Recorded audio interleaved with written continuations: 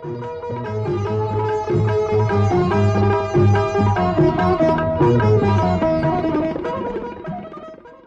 श्रोते हो, आकाशवाणी नागपूरच्या प्रादेशिक वृत्त विभागातर्फे प्रसारित दृष्टिक्षेपच्या या विशेष भागात मी नम्रता आपल्या सगळ्यांचं स्वागत करते. श्रोते हो, भारतीय रिझर्व्ह बँकेतर्फे दिनांक 9 ते 13 या दरम्यान वित्तीय साक्षरता सप्ताह साजरा करण्यात येत आहे. त्यानिमित्त आज आपण RBI नागपूरचे क्षेत्रीय निदेशक सचिन यशवंतराव शेंडे यांच्याशी संवाद साधणार आहोत. नमस्कार सर, कार्यक्रमात आपलं स्वागत आहे. धन्यवाद. आपल्यालाही नमस्कार. सर्व श्रोतागणांना माझा नमस्कार. तर सर, सुरुवातीला आम्हाला सांगा की वित्तीय साक्षरता सप्ताह जो आता साजरा केला जात आहे त्याचं प्रयोजन काय आहे? हा उपक्रम रिझर्व्ह बँक ऑफ इंडिया प्रत्येक वर्षी साजरा करतो. 2016 पासून हा उपक्रम चालू केला आहे आणि यावर्षी आमचे गव्हर्नर सर संजय मल्होत्रा यांनी 9 फरवरीला हा प्रोग्राम इनॉग्रेट केला आहे. याचे 4 मुख्य उद्दिष्ट आहेत. सर्वप्रथम सर्वसामान्य नागरिकांमध्ये बँकिंग, बचत, गुंतवणूक, कर्ज, विमा आणि डिजिटल व्यवहार याविषयी जागरूकता निर्माण करणे.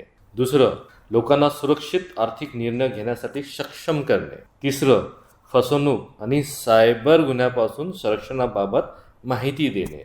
आणि चौथं, आर्थिक समावेशन म्हणजेच फायनान्शियल इन्क्लुजन हे मजबूत करणे. हे आमचे 4 मुख्य उद्दिष्ट आहेत. सर, यावर्षीच्या सप्ताहाचं ब्रीद वाक्य काय आहे? या वर्षीचं ब्रीद वाक्य आम्ही ठेवलं आहे KYC. KYCचा अर्थ होतो नो युअर कस्टमर आणि इंग्लिशमध्ये सांगायचं ब्रीद वाक्य झालं तर your first step to safe banking आणि आपल्या भाषेत सांगायचं झालं सुरक्षित बँकी और पहिला कदम. आणि याचं अत्यंत महत्त्वाचं KYC जेव्हा म्हणतो हे खूप महत्त्वाचं एक स्टेप आहे. याच्यामध्ये बँकांना जे अकाउंट धारक आहे, कस्टमर आहे, त्यांचं पत्ता, मोबाईल आणि पडताळणी करणं हे अत्यंत गरजेचं आहे. आता का गरजेचं आहे? आम्ही RBIमध्ये 3 गोष्टी केल्या. जे रिस्की अकाउंट आहे त्याच्यामध्ये प्रत्येक 2 वर्षांनी KYC करतो. जे मध्यम मीडियम आहे त्यांचं 8 वर्षात. बाकी आपल्या सामान्य नागरिकांचं प्रत्येक 10 वर्षात KYC करतो. तर आता लोकांचं म्हणणं असेल की भैया प्रत्येक 10 वर्षांनी पण कशाला करावं, आम्ही एकदा दिलं आहे. पण असं असते की 10 वर्षात किंवा 8 वर्षात आपला पत्ता किंवा आपलं नाव किंवा मोबाईल किंवा आपला नॉमिनी काही चेंज होऊ शकतो. बरोबर. तेव्हा आपल्याला हे KYC करणे गरजेचं आहे. आणि अजून एक नवीन आहे की जर तुम्ही 10 वर्षात नाही केलं आणि अकाउंट तुमचं इनऑपरेटिव्ह राहिला तर तुमचा जे फंड आहे, पैसा ठेवला आहे, इनऑपरेटिव्ह झाल्यामुळे आमच्या डिपॉझिटर एज्युकेशन फंडमध्ये ऑटोमॅटिक चालला जातो की 10 वर्ष तुम्ही अकाउंट नाही वापरला तर कमीत कमी ते 10 वर्षाच्या आतमध्ये तुम्ही KYC केलं तर आम्ही दाखवू शकतो तुमचं अकाउंट ऑपरेटिव्ह आहे. तर हे महत्त्वाचं. आणि आता नवीन काही गोष्टी घडल्या ते मला सांगायचं आहे तुम्हाला लोकांना. हो, नक्की.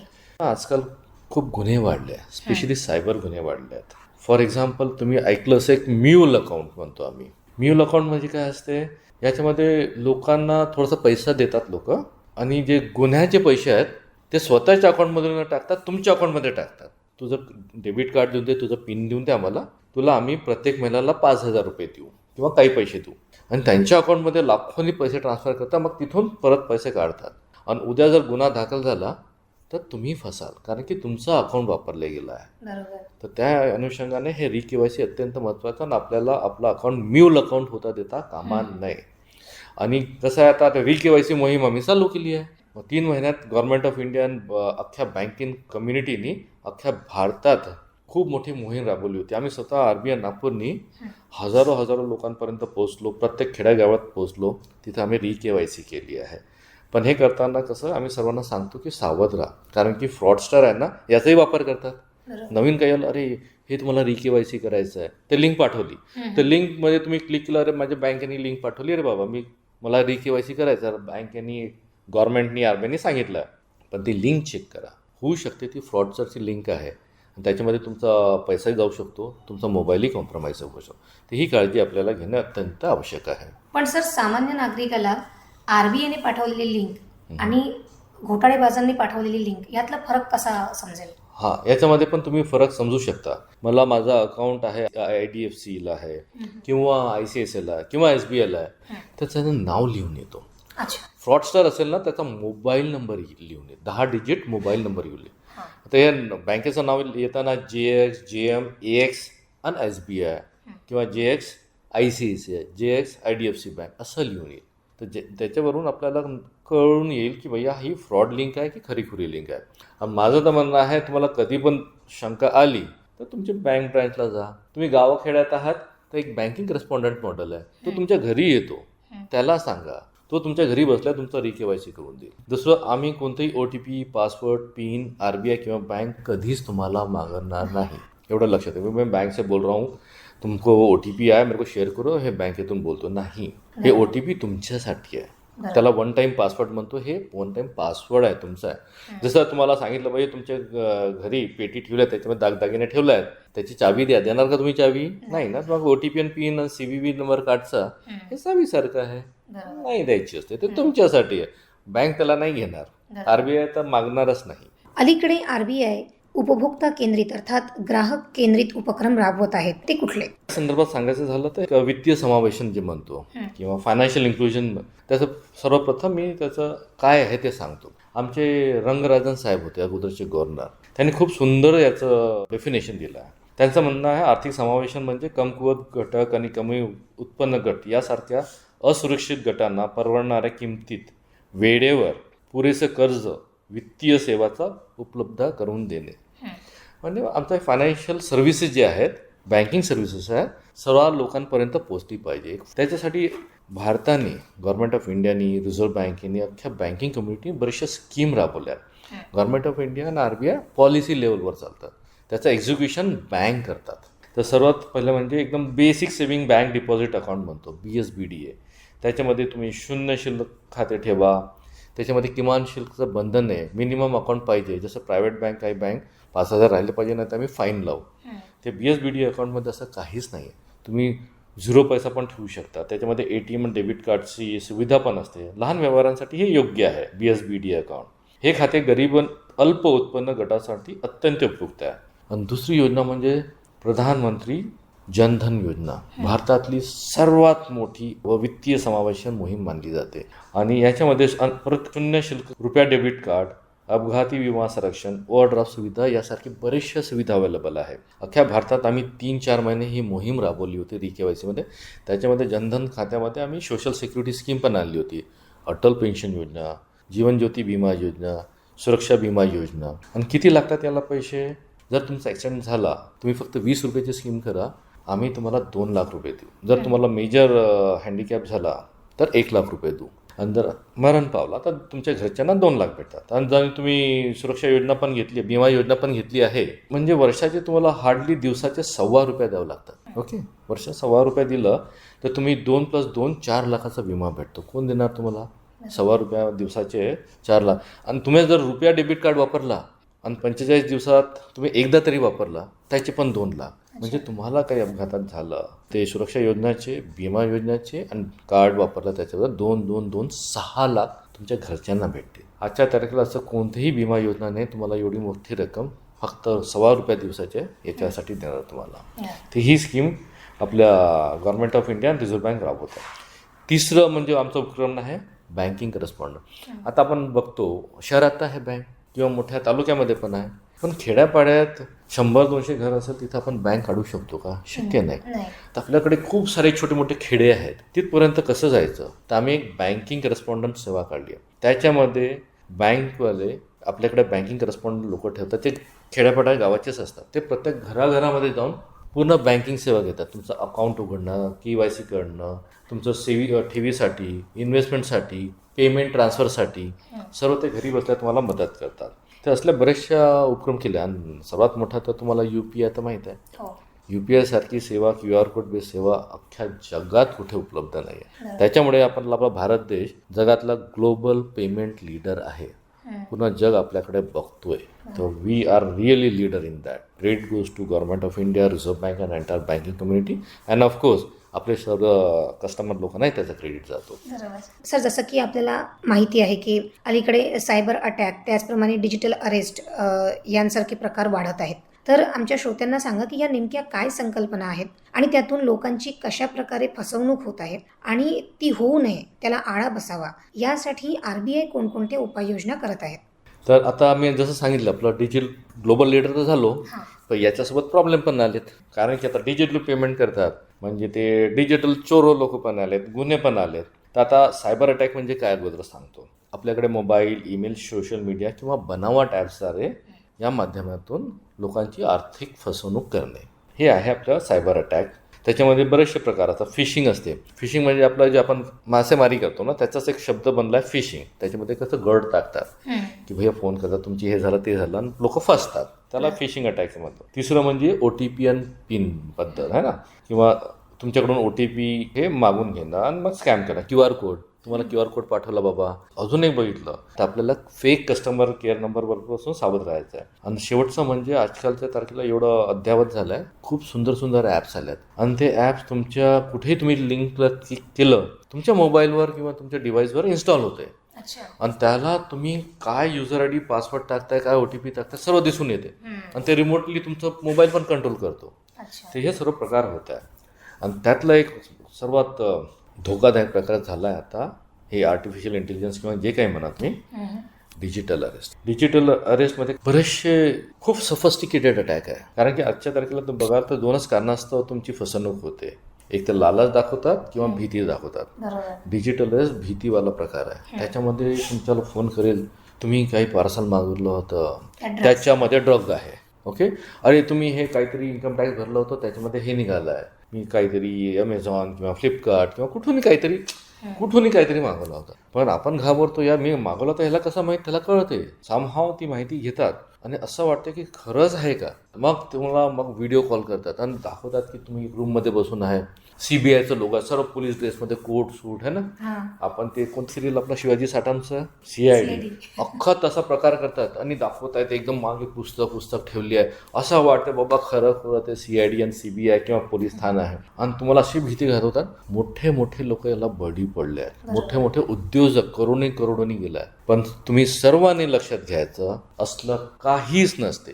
डिजिटल अरेस्ट हा प्रकार कोणताही department, enforcement department, police department, CID, CBI, RBI कोणही करत नाही. हे इल्लिगल आहे. हे सर्व फसवणूकचे प्रकार आहेत. डिजिटल अरेस्ट हा प्रकार फक्त फसवणुकीसाठी वापरतात. हे सर्वांनी लक्षात घ्यायचं आणि याच्यापासून सावध राहायचं. तरी आम्ही काय करतो, याच्यासाठी आम्ही बरेचसे स्कीम राबवल्या. तुम्ही जसं RBI कायदा बघितलं असेल, असे बरेचसे स्कीम राबवल्यात. मग आम्ही प्रत्येक ठिकाणी साक्षरता, वित्तीय साक्षरता आणि डिजिटल अवेअरनेस हे प्रकार करतोय. 2 फॅक्टर OTP आणला आम्ही. तरीही जर प्रॉब्लेम झाला तर याच्या उपाययोजना काय, याच्यामध्ये ना गोल्डन अवर नावाचा कन्सेप्ट आहे. गोल्डन अवरमध्ये काय असते, जर तुम्हाला झाला प्रकार तर लगेचच्या लगेच पहिल्या काही तासातच तुम्हाला वाटलं काय झालं तर 1930वर लगेच फोन लावायचा. 1930 24 तास अख्ख्या भारतात हा फोन नंबर चालू असतो. 24 तास.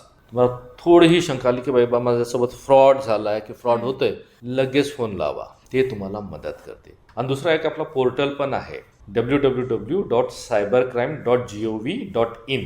या पोर्टलवरही तुम्ही आपली कंप्लेंट लॉन्च करू शकता. मी परत सांगतो, www.cybercrime.gov.in. इथं आपण करू शकता. आणि बाकी ग्राहकांनी हेच लक्षात ठेवायचं की बाबा आपला OTP आणि पिन, जसं तुम्ही घरची अलमिराची चाबी कोणाला देत नाही तर हे कोणाला द्यायची नाही. कोणत्या अनोळखी कॉल और व्हिडिओवर विश्वास ठेवायचा नाही. तिसरं म्हणजे आता आर्टिफिशियल इंटेलिजन्स एवढं अद्यावत झालं आहे. आजच मी एक लिंक बघत होतो, एका मित्रांनी पाठवलं. तो बोलता बॅराक ओबामा बनला, मग डोनाल्ड ट्रम्प बनला आणि आवाज पण तोच. आणि आर्टिफिशियल इंटेलिजन्स असा वापर होत आहे ना की तुम्हाला असं वाटेल की तुमच्या आई, बाबा, भाऊ, बहिणी फोन केलाय, त्यांच्याच आवाजात, त्यांच्याच चेहरा सर्व.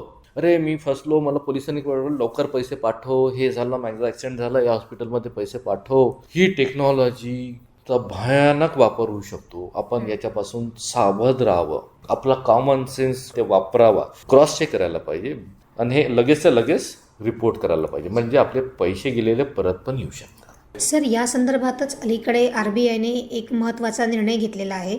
छोट्या रकमेची जी फसवणूक होती आहे त्यापैकी 25,000 रुपयापर्यंत रक्कम ग्राहकांना परत मिळावी यासाठी RBI विचार करत आहे. याबाबत काय सांगाल? मी थोडं अगोदर ओव्हरऑल माहिती देतो. RBIने खूप सारे स्कीम राबवल्या आहेत.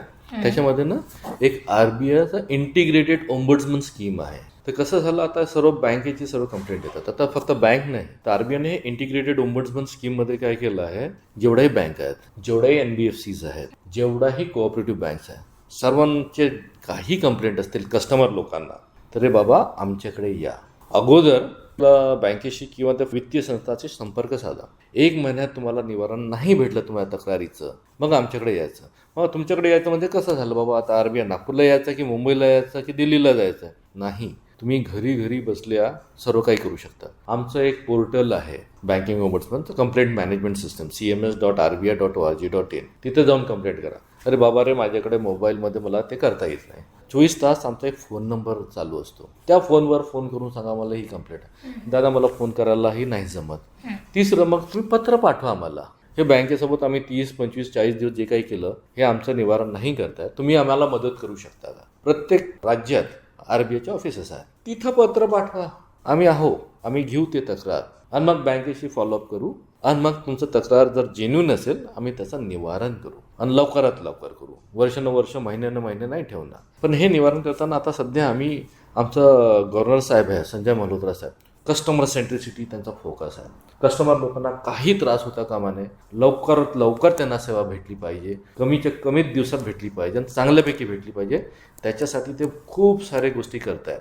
आमचं सिटीजन चार्टर बनवलं, टाईम बाउंड केलं, बऱ्याचशा गोष्टी ते अहोरात्र काम करत आहे, जेणेकरून ग्राहकांना खूप छान सुविधा होईल, टाईम बाउंड होईल आणि त्यांना आवडेल त्या हिशोबाने. त्यांचं म्हणणं आहे की माझ्याकडे कोणी आलं म्हणजे RBIकडे कोणी आलं तो सॅटिस्फाय होऊन जायला पाहिजे. तेच आमचे मेन ग्राहक आहेत. अख्खा भारत आमचा ग्राहक आहे.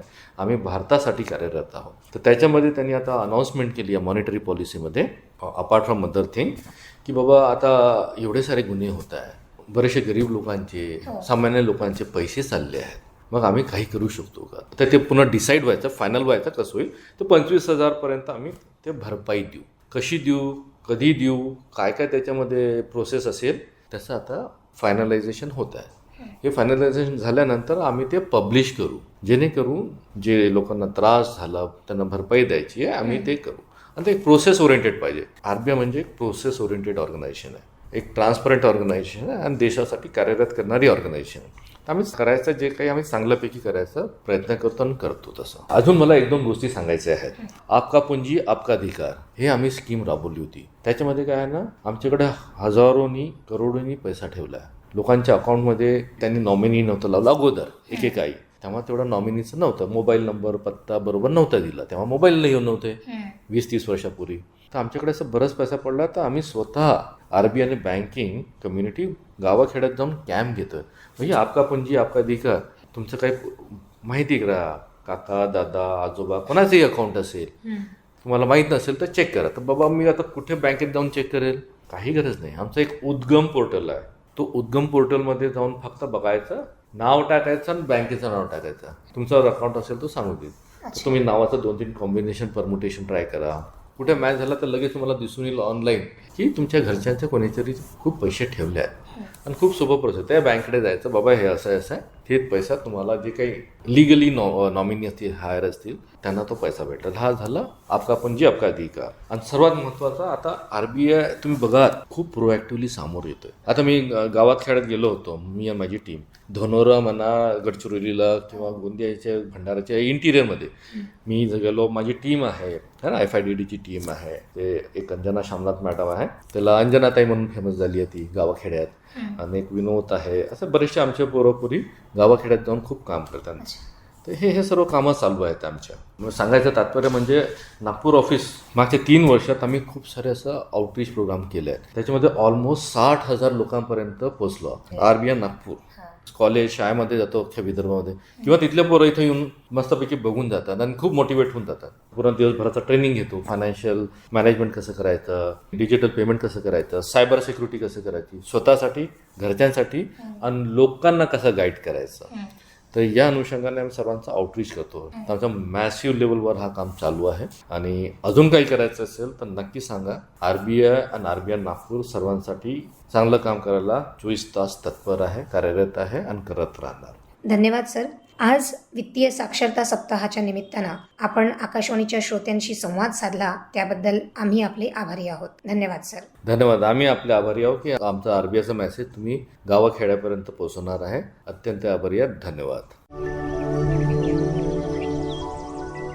आकाशवाणी नागपूरच्या प्रादेशिक वृत्त विभागातर्फे प्रसारित या विशेष दृष्टिक्षेप कार्यक्रमात आज आपण RBI नागपूरचे क्षेत्रीय निदेशक सचिन यशवंतराव शेंडे यांची मुलाखत ऐकली. मी नम्रता आजच्या कार्यक्रमातून आपला निरोप घेते. नमस्कार.